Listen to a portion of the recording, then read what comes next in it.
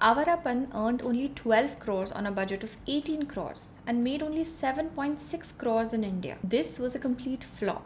And yet here we are, 19 years later, waiting for the second part to be released today. So somebody looked at Awarapan and thought there is still money sitting inside of that film. I want to show you exactly what they were looking at. Give me 30 seconds. Right after this video, head to the YouTube search bar and type in AWAR. Just the string of 4 letters are going to give you a ton of search results. Awarapan, Awarapan movie, Awarapan songs, and that is where the secret lies. Awarapan 2 pulls just over 10 lakh searches in India per month. That is for a film that flopped tremendously 19 years ago. Look at the search results. The bulk of these searches, almost 9 lakh plus searches, are actually for the songs for the film. The original songs, the new version songs, the different remixed versions, people's reaction to the songs. These close to 1 million searches for the songs really show that the songs far outlived the movie and it never stops earning. So who made a production house like that? Vishesh Films did. Murder in 2004 was made on a budget of 5.5 crore rupees. Now according to trade estimates from that period, the songs alone recovered that amount. So here is the thinking behind it in the producer's own words. Mukesh Bhatt in 2013 in an interview with Business Insider said, "A real budget film helps to minimize risks. You can absorb the losses if the film does not perform." So he's not planning for the film to work, he's planning for the day it doesn't. This model can also be seen in all of their films. For instance, Aashiqui, the first part. It was made on a budget of 1.5 crore rupees and it earned 5 crore rupees. This income is of course spread across the theatrical release, the music rights, the TV rights. But that is the sort of income that a film can make across different streams of income. So the strategy here is quite simple. Keep the budget low enough that one Friday does not kill your film.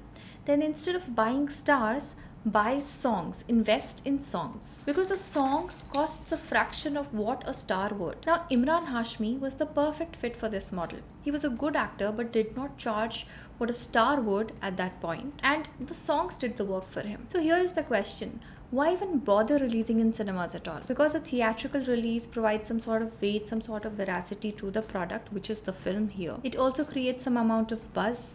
It also creates some amount of viewership and a certain audience at the very beginning. However, this is only one column of the income. The film releases on Friday. It runs for about 4 weeks and then that source dries up. After that, there are multiple sources of income that continue for years to come. For example, satellite rights, your TV broadcast.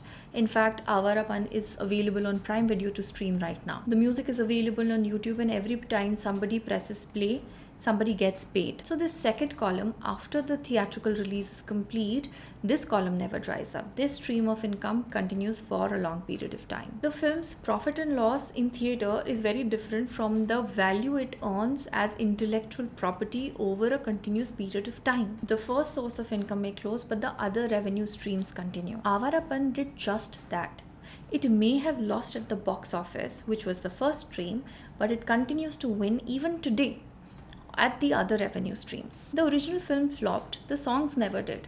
And that is exactly why the film got greenlit 19 years later, even after the disastrous box office performance the previous one did. Now another question that comes up is, would you finance a film that failed so terribly at the box office? Here is my take on this. I don't think the bet is on Emraan Hashmi or the storyline of the first film.